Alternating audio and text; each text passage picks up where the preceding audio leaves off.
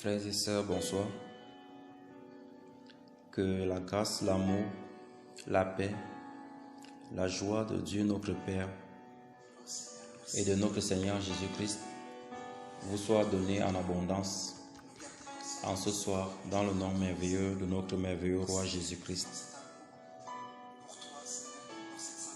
Seigneur, nous te sommes infiniment reconnaissants parce que tu nous donnes encore l'opportunité de partager ta merveilleuse parole. Nous prions afin que cette parole, Seigneur, comme tu l'as dit, faites ceci en mémoire de moi. Consommez cette parole, consommez ce pain de vie que tu es. Que cet acte encore produise en nous de la verdure, du bon fruit, afin que toi, le Maître, tu puisses te réjouir de la récolte. Nous te le demandons dans le nom merveilleux de Jésus. Nous prions, Seigneur, afin que nos esprits disposés soient pour toi et pour toi seul, et que ton nom soit glorifié pendant cet échange. Je prie, Seigneur, afin que tu glorifies ton nom dans la présence, dans ta sainte présence maintenant, dans le cœur de mon frère et de ma sœur, et que ton nom seul soit élevé au nom puissant de Jésus-Christ. Merci, Seigneur, pour ce que tu fais. Merci, Seigneur, pour l'entendement que tu renouvelles. Merci, Seigneur, pour l'esprit que tu déverses. Merci, Seigneur, pour les infimités que tu enlèves, parce que ta parole vient nous guérir des infimités profondes et cachées que nous ne voyons pas, nous ne savons pas. Pas seulement celles qui sont physiques, mais davantage celles qui sont cachées, spirituelles, celles qui sont enfouies en nous, qui altèrent notre homme intérieur et l'empêchent de se soumettre à toi. Nous refusons ces infimités dans nos vies en ce soir. Par ta sainte présence, délivre-nous, Seigneur. Opère ainsi dans la vie de mon frère, dans la vie de ma sœur, selon ta grâce parfaite, au nom puissant de Jésus. Glorifie ton nom par l'action de ton esprit et agis, Seigneur, au plus profond des cœurs, afin de déraciner ce qui n'est pas de toi et de planter ce qui vient d'en haut, au nom de Jésus-Christ, d'arroser par ta sainte rosée, d'arroser, Seigneur, par les eaux vives qui découlent d'en haut, Seigneur, pour une terre altérée qui puisse en fait permettre la croissance de cette semence pour l'éternité au nom de Jésus-Christ, afin que des fruits de vie soient produits et que les fruits de mort disparaissent à jamais. Que ces fruits de vie, Seigneur, soient manifestes dans le cœur de mon frère, dans le cœur de ma sœur, pour ta gloire seulement au nom de Jésus, pour ta gloire seulement au nom de Jésus, pour ta gloire seulement au nom de Jésus-Christ. Oui, Seigneur, remplis son cœur de ta parole, remplis son cœur de ta connaissance, remplis son cœur de ton désir, que ce qui était froid, Seigneur, avant d'écouter ces paroles, disparaissent au nom de Jésus-Christ, afin que le feu de ton amour, le feu de ta sainteté, le désir ardent de marcher dans tes voies, le désir ardent de faire ta volonté parfaite, soit le partage de mon frère et de ma sœur en ce soir, au nom puissant de Jésus-Christ. Et que tout manteau que tu n'as pas déposé sur sa vie soit déchiré maintenant au nom de Jésus-Christ. Un manteau d'incompréhension, un manteau de paresse, un manteau de fatigue, un manteau d'épuisement, un manteau de lourdeur et tous ceux qui leur sont semblables, des manteaux qui amènent l'esprit à se détourner de toi. Seigneur, que ces manteaux soient déchirés afin que toi seul, Seigneur, conduise la vie de mon frère et de ma sœur par l'action de ton esprit au nom puissant de Jésus-Christ. Merci, Père éternel, pour ce que tu fais. Merci, Seigneur, parce que tu glorifies ton nom dans cette action merveilleuse et glorieuse. C'est dans le nom merveilleux de Jésus-Christ que nous avons ainsi prié. Amen. Frères et sœurs, soyez encore bénis dans le nom merveilleux de Jésus-Christ, notre Roi. Ce soir, nous allons lire dans le livre de Luc, au chapitre 3. Je continue de lire dans la King James version française. Je suis le frère Martin. Donc là, nous lisons et il est écrit: Or, en la 15e année du règne de Tibère César, Ponce Pilate étant gouverneur de la Judée, Hérode, tétrarque de la Galilée, et son frère Philippe, tétrarque de l'Ithurée, et de la région de la Crachonite, et Lysanias, tétrarque d'Abilène. Anne et Caïphe étaient les grands prêtres. La parole de Dieu vint à Jean, fils de Zacharie, dans le désert.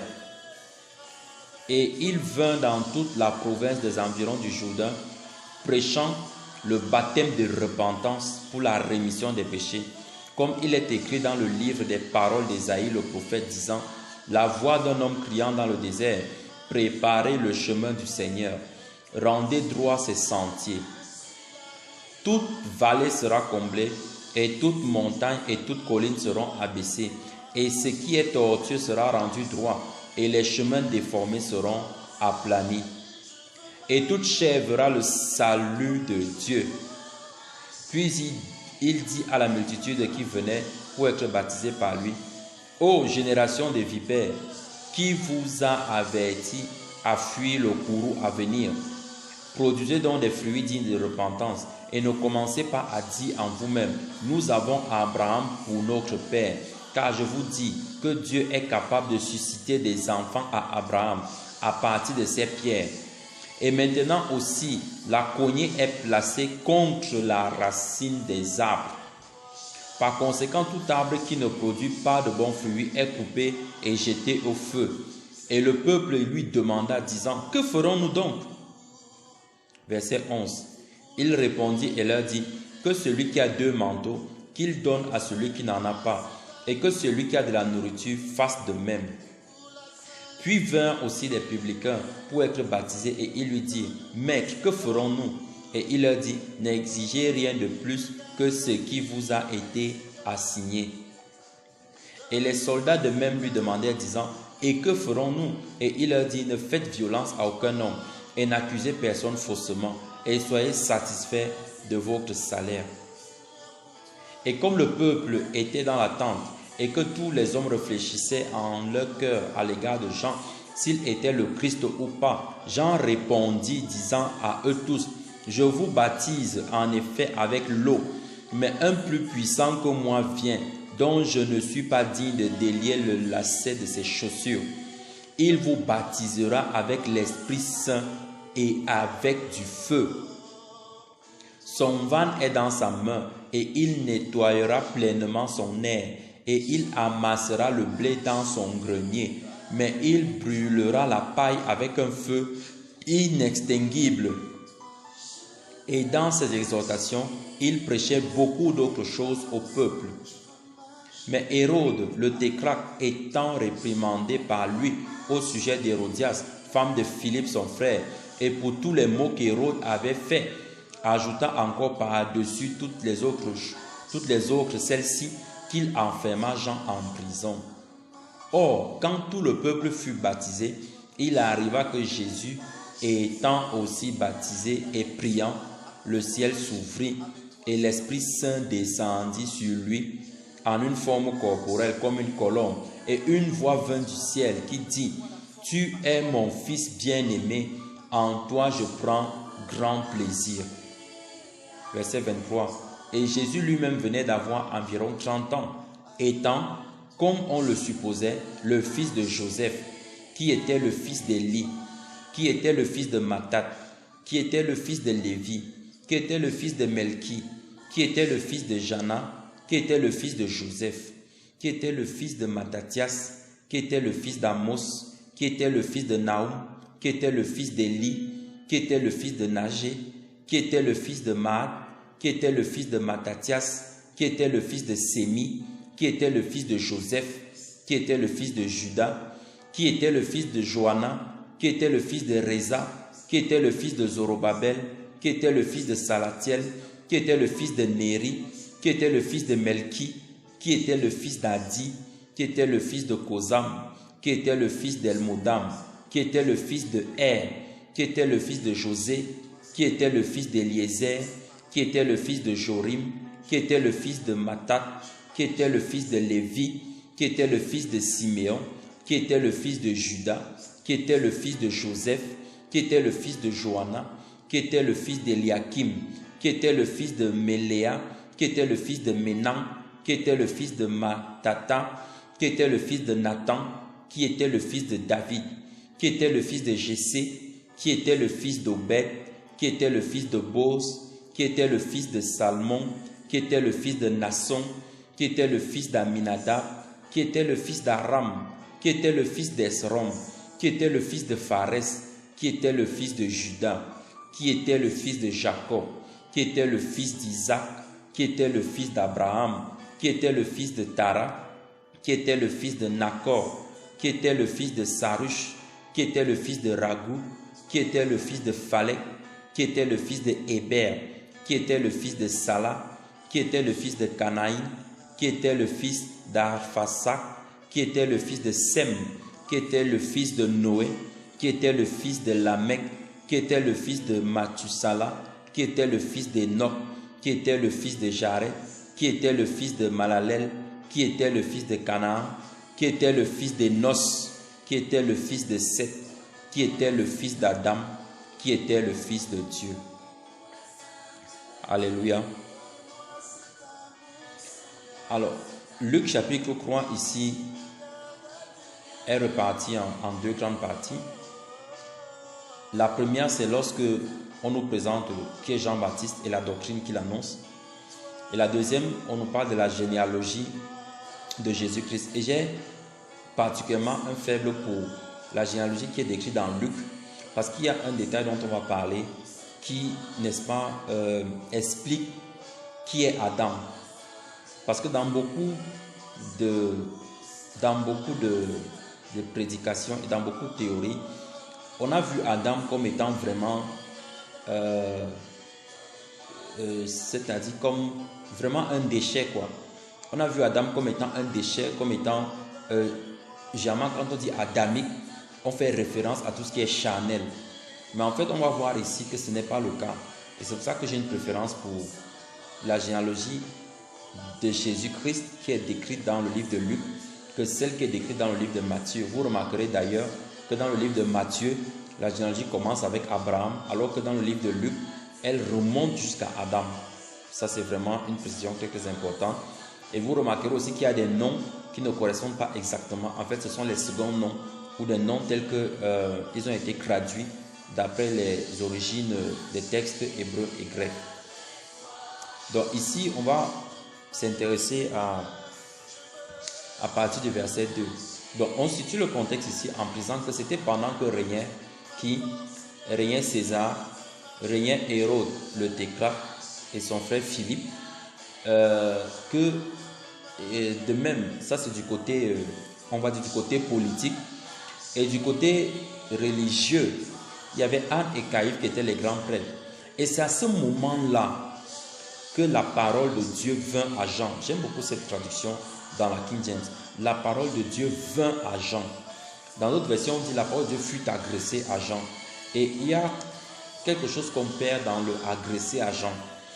Parce que déjà, il faut voir que le climat politique et le climat religieux n'étaient pas des climats favorables à ce que la parole soit prêchée.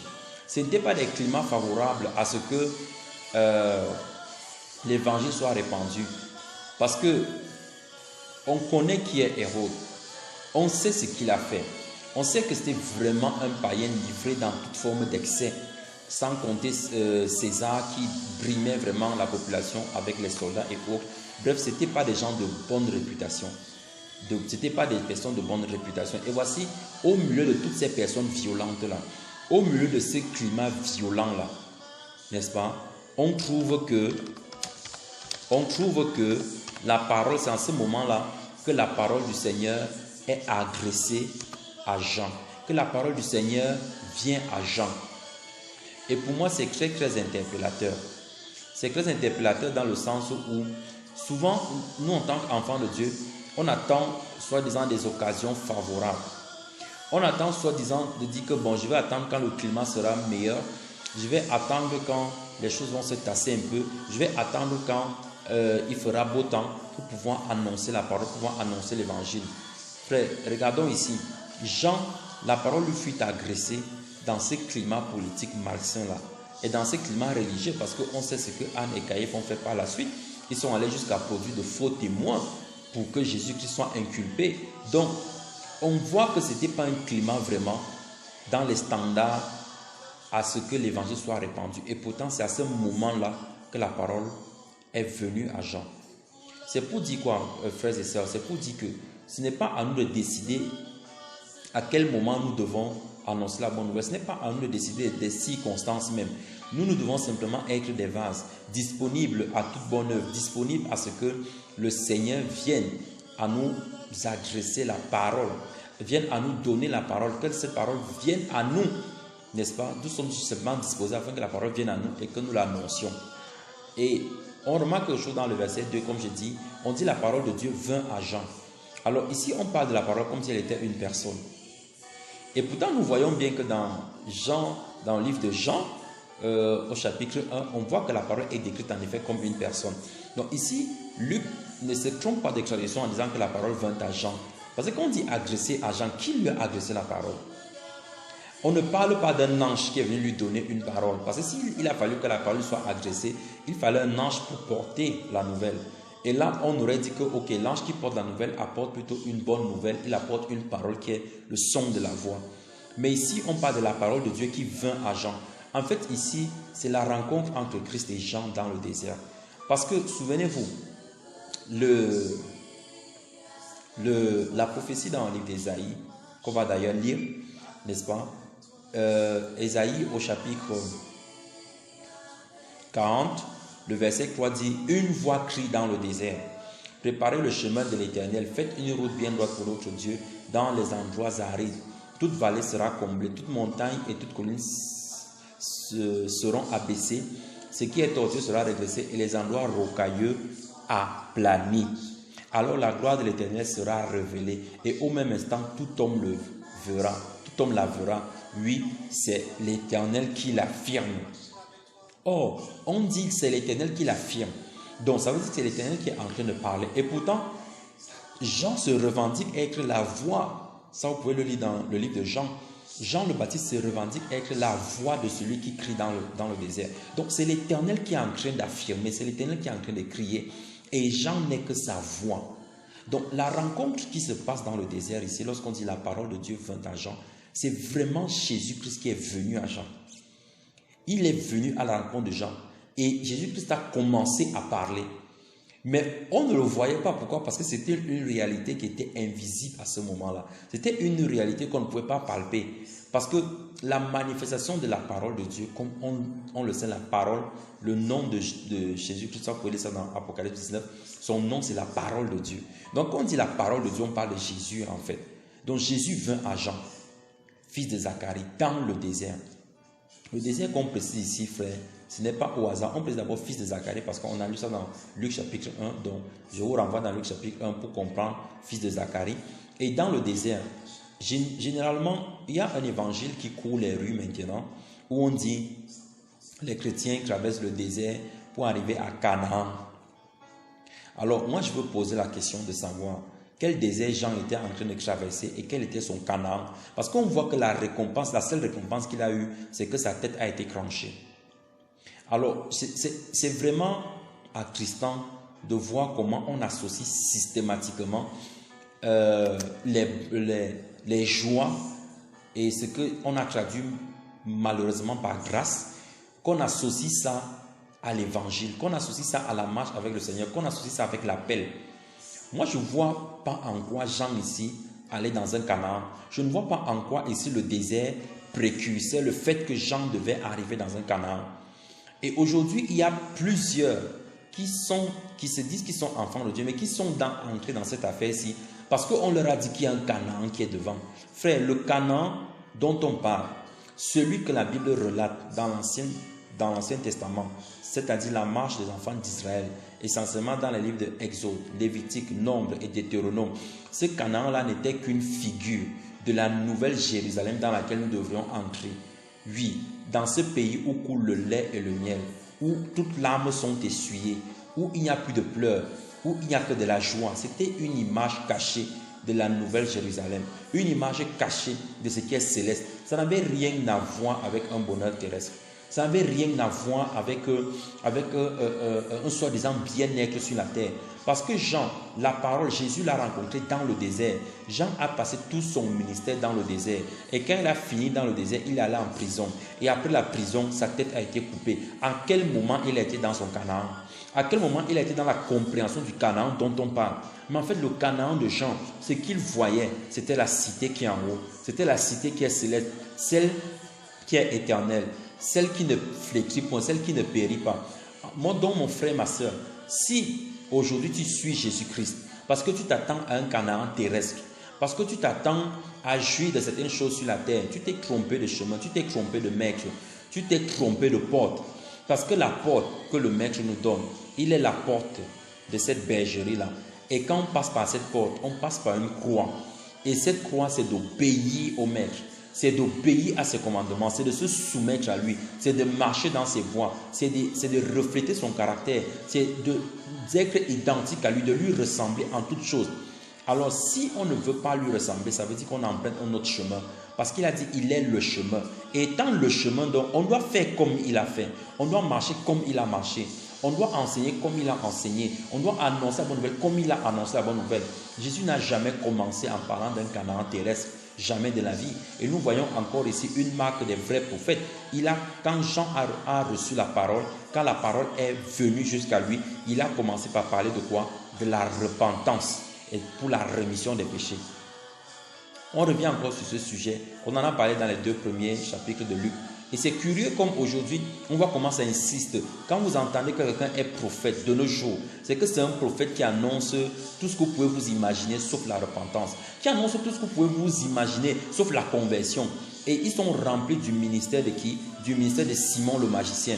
Un ministère qui est fait pour épater. Lui, il épatait les gens avec sa magie. Mais jamais dans le cœur, quelqu'un ne prenait la décision d'abandonner sa mauvaise vie, d'abandonner le péché. Non.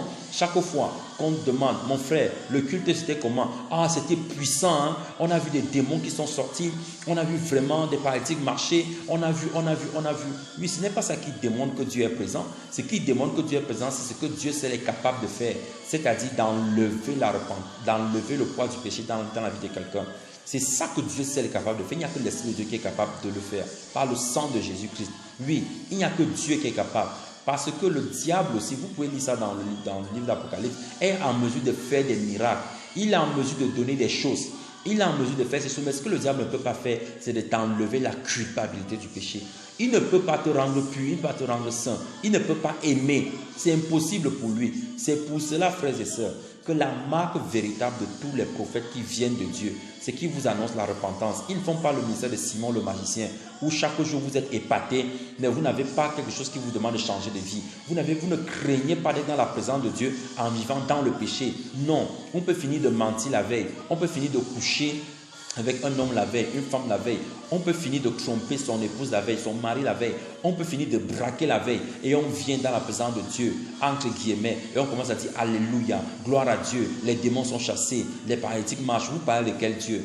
Dieu ne relâche pas son souffle là où ça sent mauvais. Parce qu'il n'y a aucun homme qui est mis dans les latrines, qui va respirer normalement. Il va fermer ses narines. Donc l'Esprit de Dieu est le souffle de Dieu. Comment vous voulez que Dieu respire la présence du péché? Frère, c'est un mensonge. Donc si tu te retrouves dans ce genre de choses, voilà un indicateur qui témoigne. Et aujourd'hui, tu connais la vérité. Détache-toi de toutes ces choses qui te rattachaient par ignorance ou par mauvaise foi à tous ceux qui se disent qu'ils sont prophètes là et qui font le ministère de Simon le magicien, qui ne t'amènent jamais à la repentance, qui ne t'amènent jamais à t'examiner toi-même, à te demander si tu es prêt à rencontrer ton maître, à rencontrer le Seigneur Jésus-Christ, si c'est vraiment lui ton maître. Parce qu'il y a un autre maître qu'on sert en dehors de Jésus, il s'appelle Satan. Et celui-là, il est prêt à te rencontrer à chaque instant parce qu'il ne te revendiquera jamais le fait que tu es dans une mauvaise conduite. Il ne te fera jamais connaître que non, il faut que tu changes d'attitude, il faut que tu sois intègre et honnête. Il ne te le dira jamais parce qu'il est dans son intérêt que tu brûles avec lui dans les temps de feu. Mais il est dans l'intérêt de Dieu que tu sois sauvé. Prends ces paroles très au sérieux, applique-les à ta propre vie et examine-toi profondément. S'il y a quelque chose en toi qui n'est pas correct, cesse de te complaire par des versets, par des statuts que tu peux mettre sur WhatsApp. Dieu est bon, Dieu est ceci. Oui, il est bon, c'est le feu de son amour qui brûle en enfer. Abandonne tes mauvaises voies parce que tout prophète qui vient du Seigneur enseigne et prêche la repentance, l'abandon de la mauvaise conduite, afin que la rémission des péchés nous soit possible par le sang de l'agneau qui a versé sur la croix pour chacun d'entre nous. Donc, Jean n'est que la voix de celui qui crie dans le désert. Est-ce que nous pouvons crier dans le désert pour être la voix de Dieu, pour être la voix de notre Seigneur? Est-ce qu'on peut accepter d'être simplement la voix? Aujourd'hui, les gens ne veulent pas jouer ce rôle de voix. Ils veulent être eux-mêmes le maître. Ils veulent qu'on les appelle maître, rabbi, pasteur, bishop, prophète, apôtre et tout ça. C'est-à-dire quand ils commencent, s'il se trouve d'abord un titre, ça ne peut pas marcher. Non, il faut qu'il ait d'abord un titre qui pèse sur lui. Comme ça, quand il utilise le titre là, il a du poids. Pourquoi? Parce qu'il ne veut pas simplement être la voix, comme Jean l'a été. Il ne veut pas simplement être la voix. La voix ici n'est que le son.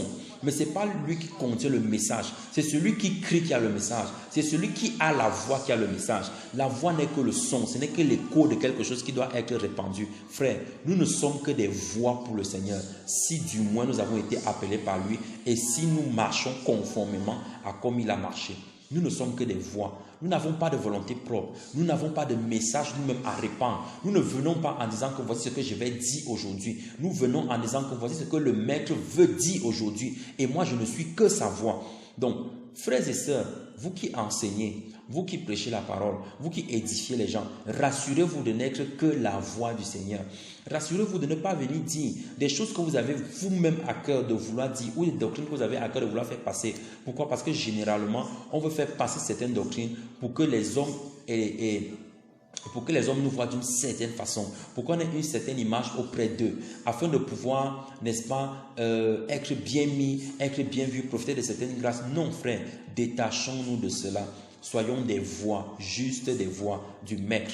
C'est alors que dans le désert, il nous rencontre. Oui, le désert symbolise encore ici le fait de l'abstinence, le fait de l'abandon de tout ce qui est terrestre, le fait de l'abandon de tout ce qui peut nous donner du plaisir. Le désert ici, c'est encore le fait de dire que je cherche Dieu dans le calme, dans la sérénité, dans le secret. Je prends des temps de retraite, je veux connaître qui est mon Seigneur. C'est à ce moment que la parole de Dieu vient à nous. C'est à ce moment que Christ nous donne des révélations profondes et parfaites et qu'il peut, dans une précision exacte, nous décrit ce qu'il attend de nous. Et beaucoup aujourd'hui, ils pensent que le désert, c'est simplement le fait de se retirer dans un coin et de prier. Non, le désert, c'est une forme de vie. C'est une vie d'abstinence. C'est une vie d'intégrité. C'est une vie où tu dis que oui, tout le monde fait ça, mais moi, je ne le ferai pas parce que Christ n'est pas dans ça. Christ ne m'a pas autorisé à le faire. Oui, le désert, c'est encore d'accepter, comme on va le lire plus bas, lorsque Jean donne les conseils aux soldats, aux publicains, c'est encore la capacité d'accepter d'être marginalisé à cause de l'évangile. C'est la capacité de dire oui, tout le monde ici fait le faux pour se nourrir, mais moi je ne le ferai pas. C'est la capacité de dire que tous ceux qui viennent avec leur dossier, oui, ils doivent soudoyer pour qu'on mette le cachet dessus. Mais toi tu dis que moi je ne le ferai pas. Moi je vais faire mon travail normalement. C'est aussi ça le désert. C'est également ça le désert, frères et sœurs. Le désert, c'est aussi d'être intègre dans toutes ses voies, de parler avec justice et vérité. Même si je me rends compte que c'est mon enfant qui a tort, que c'est mon frère qui a tort et que c'est l'inconnu qui a raison, je ne dois pas commencer par déclarer que l'inconnu a tort ou soit disant que je protège la famille. Non, je dois protéger mon frère, mais je dois restituer la vérité. C'est aussi ça le désert. Le désert, c'est aussi accepter les moqueries, accepter d'être rabaissé pour le nom de Jésus. Le désert, c'est aussi accepter le mépris. Oui, c'est tout ça le désert. C'est tout ça le désert. C'est d'accepter d'être peu vêtu. C'est d'accepter de ne pas avoir les grâces que les hommes ont en fraudant, en crichant, en marchant sur les autres. Il y a un autre terme qui est vulgarisé maintenant. On pousse, oui, on pousse les enfants, on les positionne. Le désert, c'est de ne pas procéder aussi à ces choses-là, de laisser la grâce de Dieu agir. Oui, c'est aussi ça le désert. Bien-aimé dans le Seigneur, il n'y a que ceux qui acceptent ce désert-là. S'il n'y a que à cela que la parole de Dieu vient. Il n'y a que à cela que la parole de Dieu vient. Elle se manifeste. Elle se manifeste par la présence du Saint-Esprit. Donc, frères et sœurs, si tu n'acceptes pas le désert, tu ne peux pas recevoir quelque chose du Seigneur. Le désert est une vie. C'est un mode de vie. En fait, le désert annonce c'est le mode précurseur de la vie de la croix. Alléluia. Et il faut absolument que les chrétiens comprennent que le désert n'est pas là pour dire que je suis en train de traverser une période difficile pour arriver dans une période meilleure. Non, tu peux passer toute ta vie dans une période difficile. Oui, je suis navré de te l'annoncer. Tu peux être dans une période difficile toute ta vie. Mais le fait que tu sois dans une période difficile toute ta vie ne veut pas dire que tu n'es pas agréable au Seigneur. Regarde, est-ce que tu obéis à ses commandements? Est-ce que tu marches selon ses voies? Est-ce que tu aimes ton Seigneur? Est-ce que tu es passionné de lui? Si c'est le cas, mon frère, rassure-toi, tu n'es pas égaré. La difficulté dans ta vie n'est pas un indicateur de ton appartenance à Christ ou à l'ennemi. Non, la difficulté, ce sont des choses qui arrivent aux uns comme aux autres. Mais ce que le Seigneur attend de nous, c'est que nous demeurions intègres vis-à-vis de tout ce qui nous demande, tout ce qui nous commande d'obéir. Alléluia. Donc voilà, cette prophétie, elle s'est accomplie dans le verset 4. Les paroles du prophète d'Ésaïe. Un homme criant dans le désert, la voix d'un homme. Écoutez, disant la voix d'un homme criant dans le désert, la voix d'un homme criant dans le désert. Or, Jean dit qu'il n'est que la voix, il est la voix de celui qui crie. Donc l'homme qui crie, en fait, ce n'est pas Jean. L'homme qui crie, c'est Jésus. Et la voix, c'est elle qui est Jean. Donc préparez le chemin du Seigneur. Ici, on demande de rendre droit ce sentier. Chaque prophète a pour mission, chaque envoyé du Seigneur a pour mission de préparer le chemin du Seigneur. Et si on prépare le chemin du Seigneur, ça veut dire que ce n'est pas nous qui recevons les éloges. Ce n'est pas nous, frères. Ce n'est pas nous. Ce n'est pas nous qui recevons les éloges. Non, c'est le Seigneur qui doit les recevoir. Et on les prépare comment? En annonçant la vérité à ceux qui sont dans les ténèbres. Voilà pourquoi on dit toute vallée sera comblée. C'est-à-dire que ce qui manquait à ta foi pour te mettre au niveau, pour voir le Seigneur arriver, sera comblé. Ce qui était au-dessus de toi, qui t'empêchait de voir la suite du chemin et de voir comment ton bien-aimé, ton époux vient à toi, ces montagnes-là seront abaissées. Ça veut dire que c'est toutes les oppositions. Et quand je parle d'opposition ici, je ne veux pas que tu regardes ton voisin, je ne veux pas que tu regardes ton patron qui te menace dans ton lieu de service. Non, il ne s'agit pas de ça. Je ne veux pas que tu regardes ce qui t'injurie. Non, je veux que tu regardes à nos ennemis. On a parlé de ça dans Luc 1. Nos ennemis, ce sont les esprits méchants et mauvais. C'est eux qui se graissent devant toi pour t'empêcher de voir la gloire du Seigneur, pour t'empêcher de reconnaître son amour. Alors, mon bien-aimé, aie confiance. Si c'est véritablement le Seigneur qui est en train d'annoncer sa parole, si c'est véritablement le Seigneur qui est en train de passer, si c'est véritablement le Seigneur qui a utilisé son serviteur, alors le chemin sera redressé, la vallée sera comblée, la montagne sera abaissée. Le chemin qui était tordu sera rendu droit et tu verras ainsi que tout est aplani pour que tu avances facilement vers la rencontre de ton Dieu. Le véritable évangile permet à Christ d'entrer dans un cœur sans aucune difficulté. Quelle est ta position vis-à-vis du Seigneur? Aujourd'hui, le Seigneur t'interpelle, mon frère, ma soeur.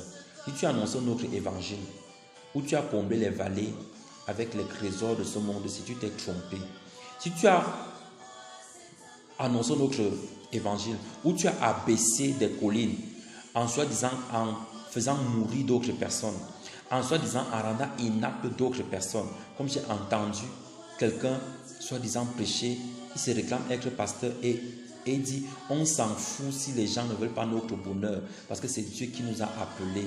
Vraiment, c'est regrettable d'entendre les choses comme ça, frères et sœurs. C'est honteux de les entendre.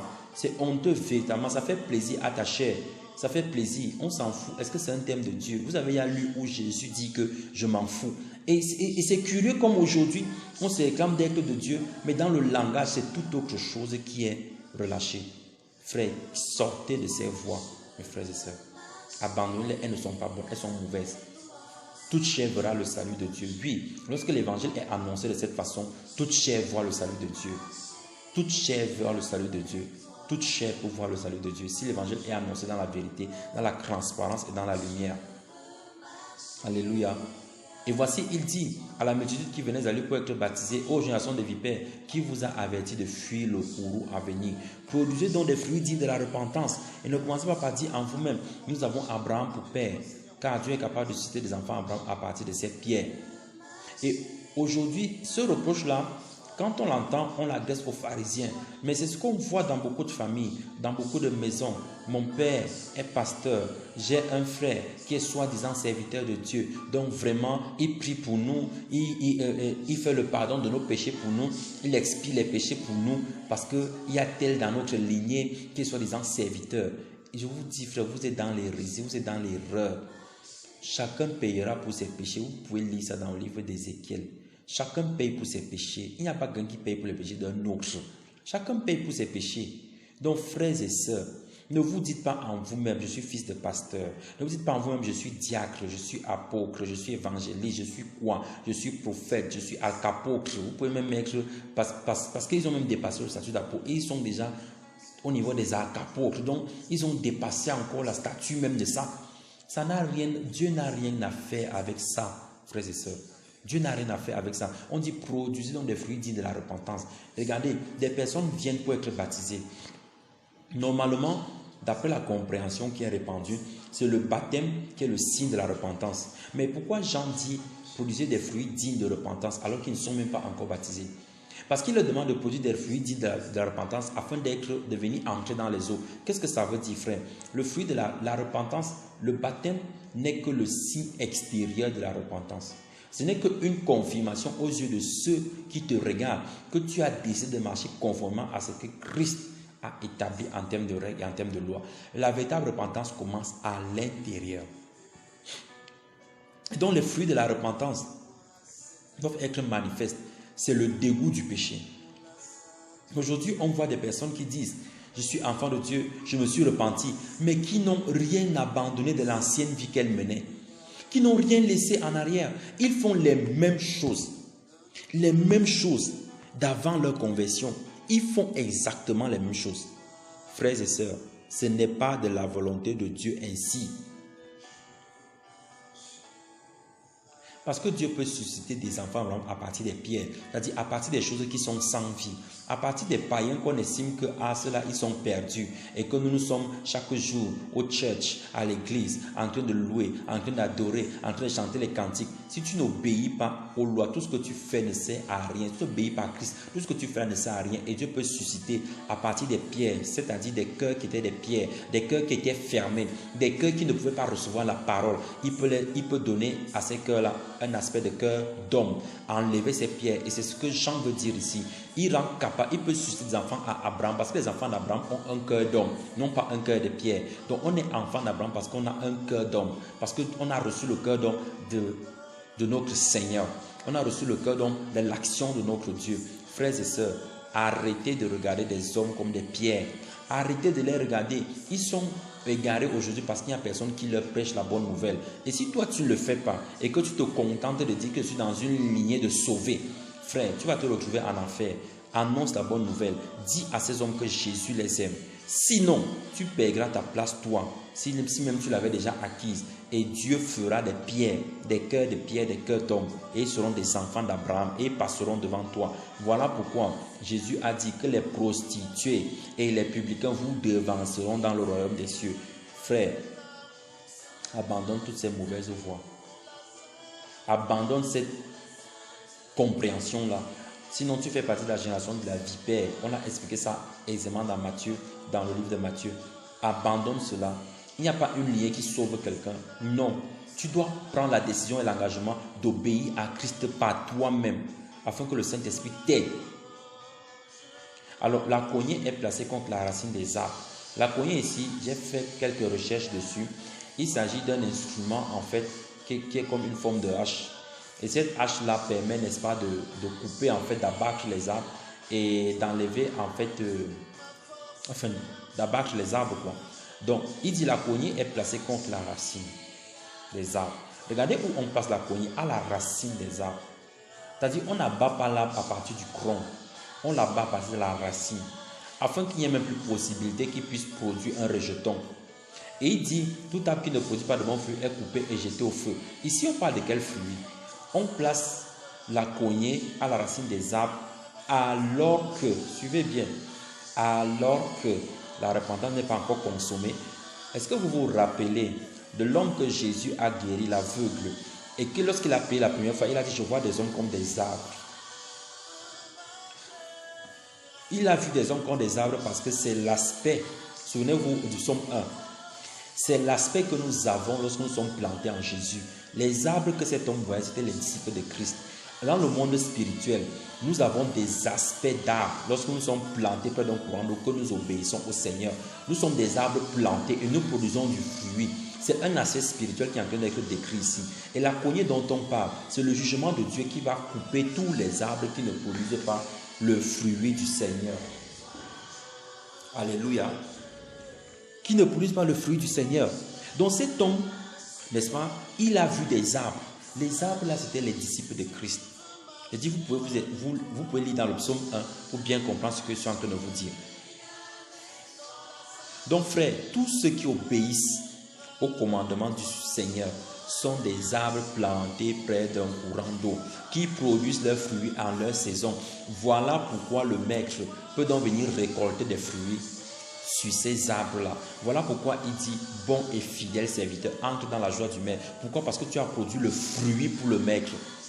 Mais si ce n'est pas le cas, la cognée est placée contre la racine des arbres pour couper. Si tu ne produis pas le bon fruit, tu es coupé et jeté au feu. Et là, rappelez-vous que Jean ne dit pas que la cognée sera placée. Il dit la cognée est placée. À partir du moment où tu entends déjà l'évangile, à partir du moment où tu as entendu pour la première fois que Jésus-Christ est mort sur la croix pour tes péchés, la cognée a été placée sur ta racine. Donc si tu ne produis pas le bon fruit, tu seras coupé et jeté au feu. Et voici Jean entre dans un aspect pratique. Il dit, le peuple demande, mais nous allons donc faire comment? Parce que le peuple a compris. Et c'est curieux aujourd'hui des enfants de Dieu qui ne comprennent pas ce passage et qui ne se dédonnent pas à ce que Jean dit par la suite. Jean leur répondit que celui qui a 2 manteaux donne à celui qui n'en a pas. Regardez ici, on n'a pas dit que celui qui a 100 manteaux. Parce qu'il y a une logique que les enfants de Dieu ont maintenant. Ils disent que c'est quand ils seront bien qu'ils vont commencer à partager. C'est quand ils seront bien qu'ils vont commencer à faire du bien. Leur bien, c'est qu'ils estiment un nombre. Un nombre qui est que quand j'aurai 1 million, quand j'aurai 500 000, quand j'aurai beaucoup, comme ça, je vais pouvoir aider, je vais pouvoir venir en aide à mon frère. Frère, tu es un arbre qui ne produit pas du fruit. La cognée est placée à ta racine. Tu vas être coupé et jeté au feu. Parce que Jean dit ici que celui qui a 2 manteaux, 2 ici veut seulement dire que tu as quelque chose à donner. 2 ici veut seulement dire que tu as quelque chose à donner. Donc celui qui a 100 francs a quelque chose à donner parce qu'il peut diviser en 2. Celui qui a 1000 francs quelque chose à donner parce qu'il peut diviser en 2. Oui, c'est ce que ça veut dire. Et vous tous qui vous cachez derrière cet argument-là, pour manifester votre avarice, votre égoïsme, le Seigneur va vous juger à cause de ça. Le Seigneur va vous juger à cause de ça. Vous ne venez pas en aide aux frères. Vous ne soutenez pas les frères avec le peu que Dieu vous donne. Et vous voulez que Dieu ajoute quoi? Il ne va pas ajouter, mon frère. Il ne va rien, mais parce que le peu qu'il te donne, tu ne fais rien de ça. Tu n'ajoutes pas, tu n'aides pas, tu ne viens pas en aide aux bien-aimés, aux frères. La parole de Dieu ne nous dit-elle pas dans le livre de Proverbes que celui qui amasse a laissé s'appauvrir et que celui qui donne aux pauvres s'enrichit?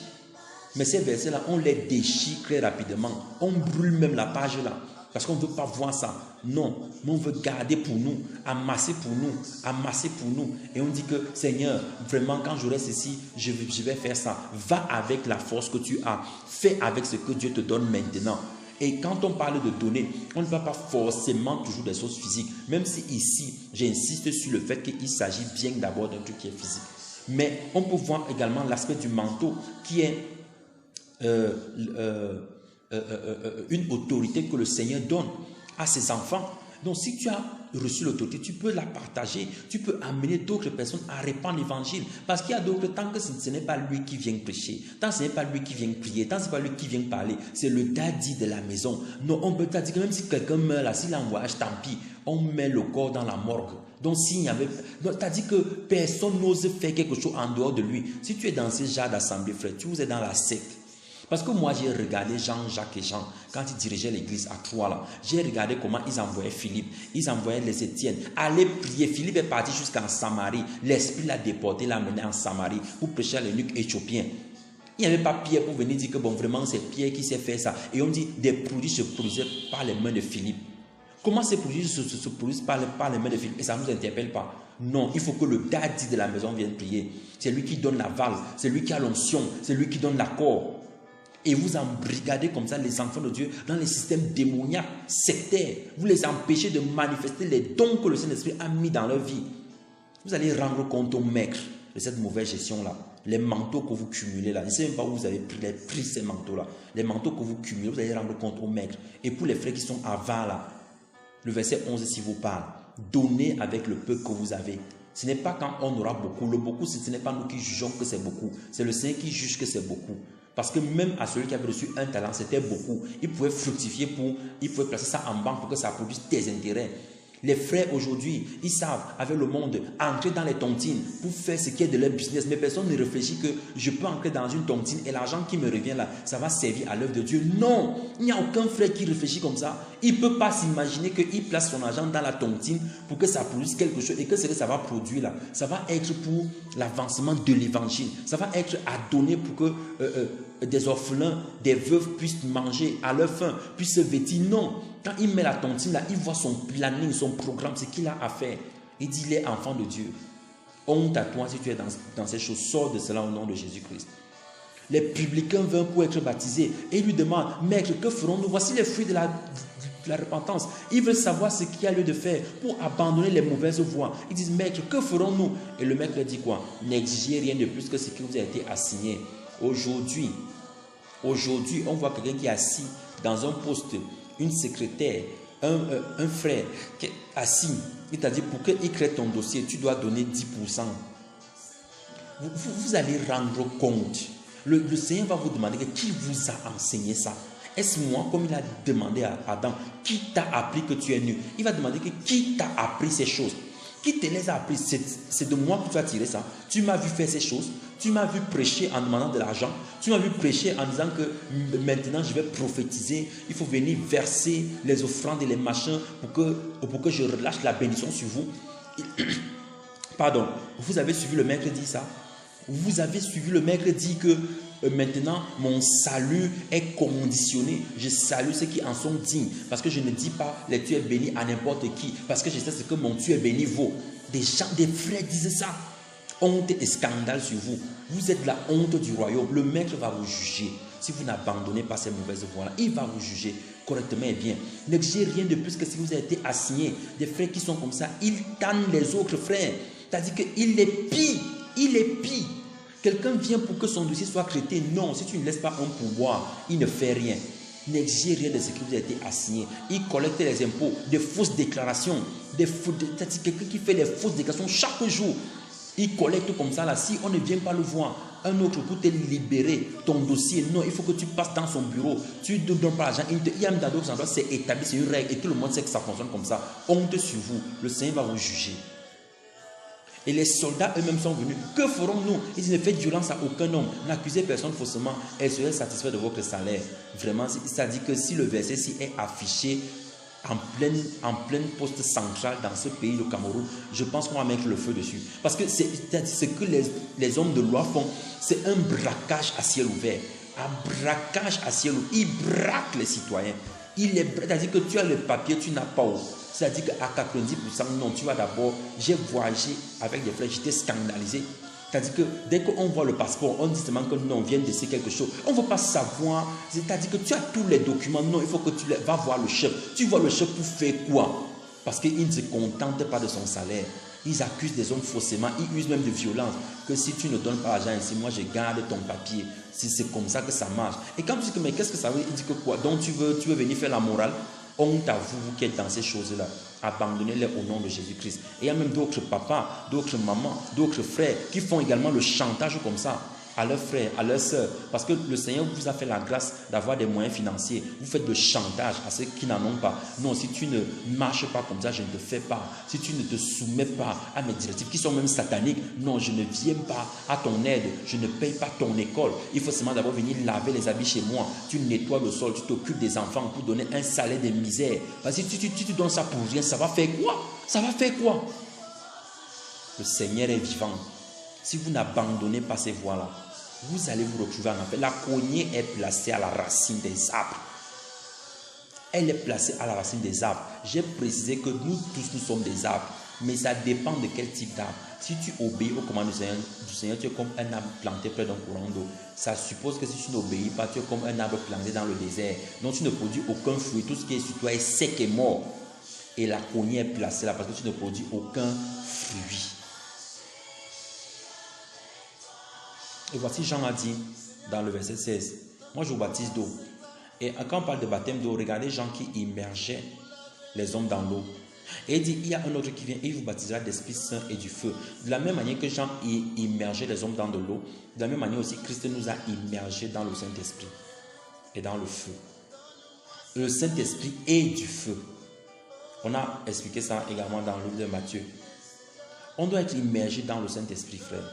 Donc, je ne sais pas quels sont, je ne sais pas. Quand on lit la parole de Dieu, quels sont les désirs de l'esprit? Quand vous lisez dans le livre de Galates au chapitre 5, qu'est-ce que Paul décrit en tant que désir de l'esprit? Qu'est-ce que l'esprit veut? Quand vous lisez dans le livre de Romains, dans le livre d'Éphésiens, quels sont les désirs de l'esprit? Aujourd'hui, il y a d'autres désirs qu'on attribue au Saint-Esprit de Dieu.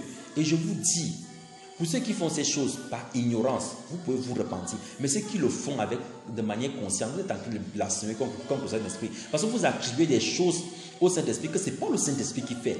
Quelqu'un se lève le matin, il dit que je veux manger des spaghettis, que c'est le Saint-Esprit qui veut ça comme ça là. Donc il oblige l'église, les frères, à cotiser parce que lui doit manger les spaghettis surtout, avec la viande.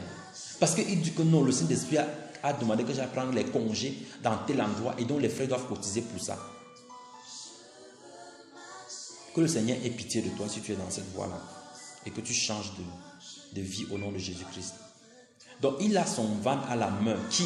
Celui qui vient nous baptiser d'esprit et de feu. Il a son van à la main et il nettoie son air. Donc il nettoie le champ. Et il amasse le blé dans le grenier et il brûle la paille avec un feu qui ne s'éteint point. Frères et sœurs, le feu de l'enfer est véritable. Voilà Jean qui en parle. Le feu là, il est réel. Donc si tu es la paille, tu vas brûler. Mais si tu es le blé, tu seras récolté dans le grenier. Alléluia. Alors voici Hérode qui a enlevé Jean du désert pour l'amener dans la prison. Et lorsque Jésus a été baptisé, on dit, je suis au verset 21, on dit Jésus étant aussi baptisé et priant, le ciel s'ouvrit et l'Esprit Saint descendit sur lui. Alors, Jésus priait pendant qu'il était en train de se faire baptiser. Il nous enseigne ici un moyen, une méthode de prière constante en fait. Quel que soit ce qu'on fait, on peut prier. Prier en tout temps, c'est un état d'esprit. C'est d'avoir des bonnes pensées, c'est d'être dans des cantiques, dans des louanges, dans des moments d'adoration, c'est d'être dans la méditation de la parole. C'est une prière. Parce que la prière, en fait, c'est s'agresser à Dieu. Donc, lorsque on parle de prier, c'est vrai qu'il y a ces moments où on se retire. C'est une forme de prière. Mais voilà toutes les autres formes qui sont disponibles. Donc, un chrétien, non, on peut prier en tout temps. Parce que tu peux préserver tes pensées, tu peux travailler en méditant la parole de Dieu. Oui, tu peux travailler en écoutant des cantiques qui t'édifient. Tu peux travailler en écoutant des enseignements. Et tu les médites. Donc, frères et sœurs, demeurons constamment dans la prière. Prions sans cesse. Ce commandement n'est pas adressé aux anges, mais à nous. Tu es mon fils bien-aimé, en toi je prends grand plaisir. Ces paroles-ci ne sont pas seulement réservées à Jésus. J'écoutais un frère qui enseignait dessus et il disait, ces paroles, c'est également des paroles que Dieu a préparées pour nous. Le Seigneur veut pouvoir nous dire, tu es mon fils bien-aimé, en toi je me réjouis. Le Seigneur veut pouvoir le dire. Si nous sommes des vases d'honneur, si nous sommes disposés à lui obéir, à nous soumettre à lui. Et je vous dis, frère, il n'y a pas plus grande récompense que de recevoir cette parole du Dieu vivant. Ça va au-delà de toutes les richesses et les trésors que les hommes peuvent s'amasser sur la terre. Oui, ça va bien au-delà de ça. Frère, recherche cette parole dans ta vie. Que le Seigneur puisse te dire, tu es mon fils bien-aimé. En toi, je prends grand plaisir. Alors, au niveau de la généalogie de Jésus, à partir du verset 23, pardon, la généalogie de Jésus à partir du verset 23, vous allez, si vous consultez toute la généalogie, vous allez vous rendre compte que le terme, on parle ici de fils, donc on parle de Jésus en parlant de fils jusqu'à remonter à Adam. Alors, le verset 38 dit que qui était le fils d'Énos, qui était le fils de Seth, qui était le fils d'Adam, qui était le fils de Dieu. Alors, il y a une théorie, je ne sais pas d'où elle sort, si ce n'est pas du quartier général de Satan, moi je ne peux pas savoir. Une théorie qui dit que Adam n'était pas fils de Dieu. Bon, moi je ne sais pas, hein, parce que moi je lis, c'est écrit le fils de Dieu. Et qu'on a commencé à parler de fils dans la Nouvelle Alliance. Voici où on parle de fils de Dieu pour la première fois. Adam n'était pas un ange. Parce que dans d'autres traditions, on dit, ok, quand on parle de fils de Dieu, on fait référence aux anges. Oui, dans l'Ancienne Alliance, effectivement, c'était le cas, mais des humains qui étaient appelés fils de Dieu. On n'a pas fait mention dans l'Ancienne Alliance, excepté sur le fait que, voici dans le verset 38, on nous apprend que Adam était fils de Dieu. Qu'est-ce que ça veut dire pour nous? Adam, quand on parle d'adamique, c'est à tort que les hommes associent cela au péché. Parce que Adam a eu d'abord l'état spirituel dans lequel il était fils de Dieu. Il restait en Éden. On a expliqué ce qu'était que Éden. Éden, en fait, c'est Dieu lui-même. Le jardin d'Éden est un endroit en Dieu. Et ce jardin-là, c'est dans lequel Adam restait. Donc il était en communion perpétuelle avec le Seigneur. Or, nous savons que Dieu n'est pas charnel, que Dieu est spirituel, il est esprit. Donc il n'était pas possible à Adam d'être en communion avec Dieu sans être spirituel. Voilà pourquoi il appelait ses fils de Dieu, parce qu'il était à l'image et à la ressemblance de Dieu. Or, l'image, c'est qui? Colossiens 1 nous enseigne que l'image de Dieu, c'est Jésus-Christ. Il est l'image de Dieu invisible et à la ressemblance de Dieu, donc ayant les caractéristiques de Dieu, ayant le caractère de Dieu, ayant tout ce qui venait de Dieu. Voilà pourquoi il est appelé fils de Dieu. Donc, Adam était l'image visible de Jésus-Christ qui était encore invisible dans le temps de la nouvelle alliance et du commencement, parce qu'il était encore enfoui dans le Père. Voilà qui était Adam. Donc, ceux qui aujourd'hui se permettent de se lever, de dire que Adam était adamique, il était machin, ceci, vous êtes en train de pécher. Vous péchez parce que vous regardez Adam uniquement après la chute. Adam après la chute n'est pas Adam avant la chute. Avant la chute, Adam est fils de Dieu. Et remarquez que Adam après la chute, Dieu n'a pas maudit Adam. Dieu a maudit le sol. Faites très attention. Dieu n'a jamais maudit Adam lui-même. Il n'a jamais maudit Adam, il a maudit le sol. Chez la femme, il n'a pas maudit la femme. Vous pouvez relire ça dans Genèse chapitre 3. Il n'a pas maudit la femme. Il a plutôt augmenté les souffrances de son enfantement. Et on pourra expliquer ça par la grâce de Dieu dans un autre enseignement. Par contre, il a maudit le serpent. Il a dit, tu seras maudit.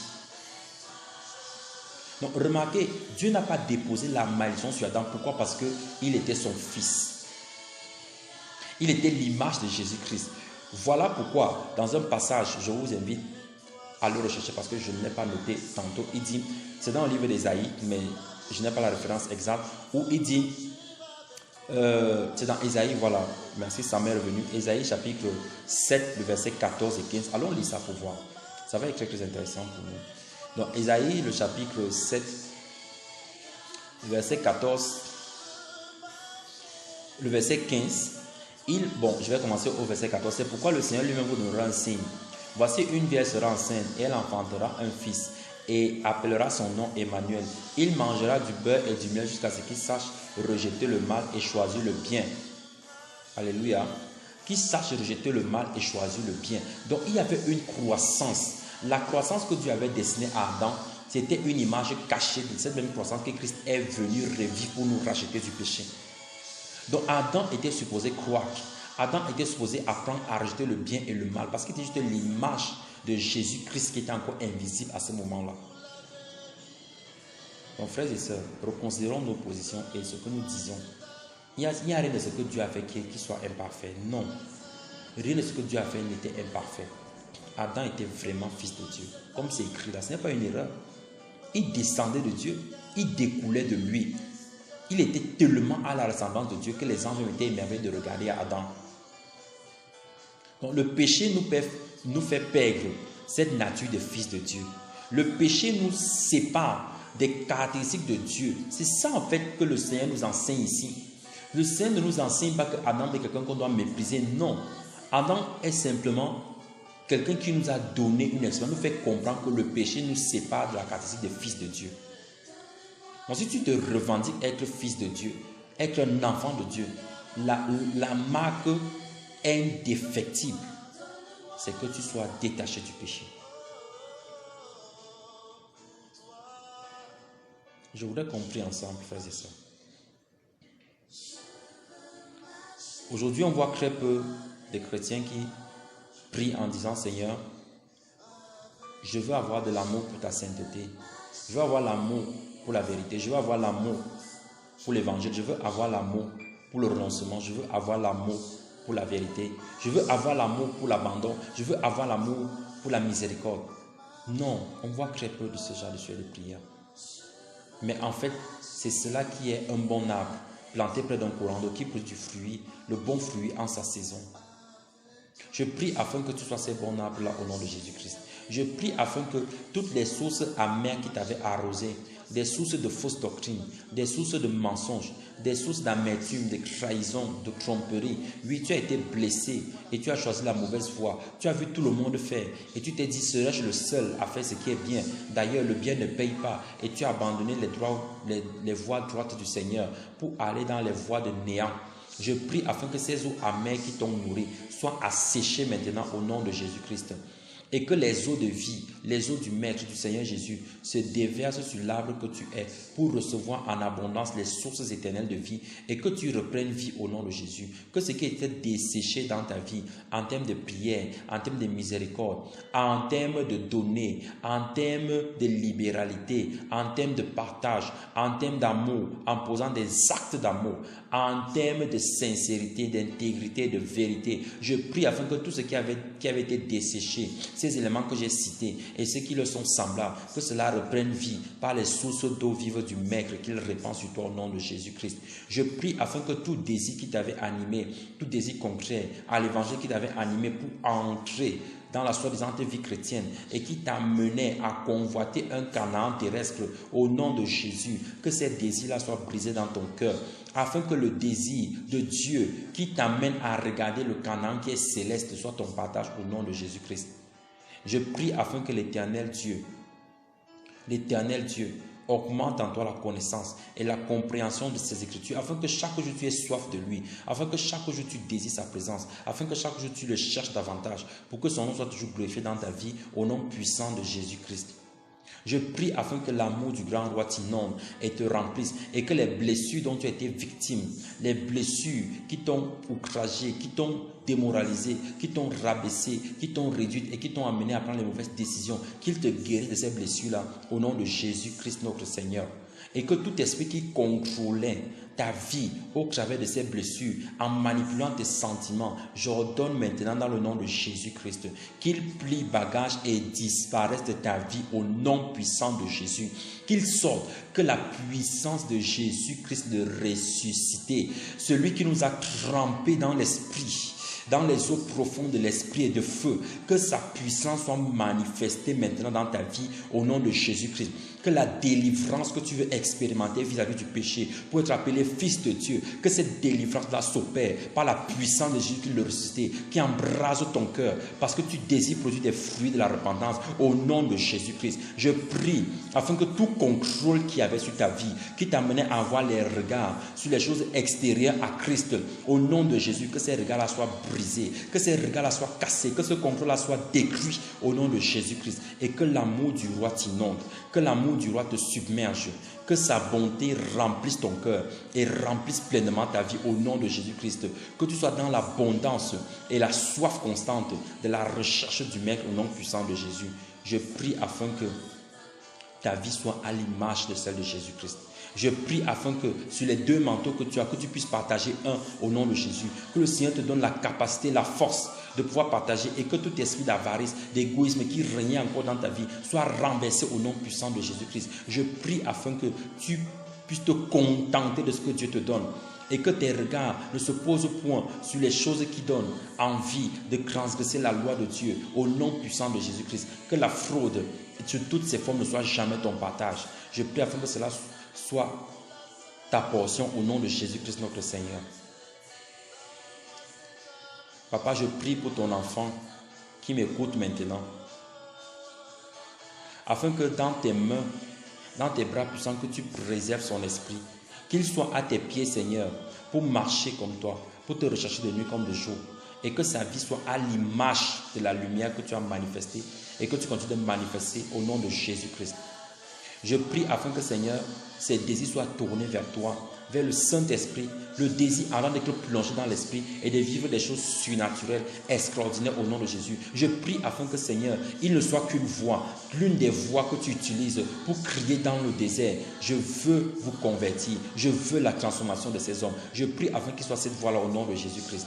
Et que tout esprit qui vient dans la séduction pour l'amener à prendre ta place, à être l'homme au lieu de la voix, je prie afin que cet esprit-là soit lié au nom de Jésus-Christ et chassé à jamais de sa vie.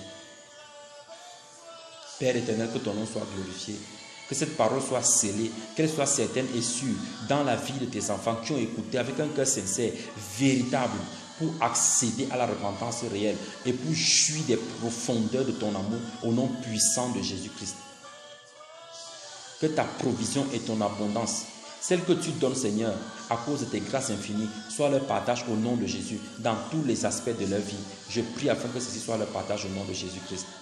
Merci Seigneur de les fortifier dans tes voies et de les garder intègres et véritables jusqu'à ton retour.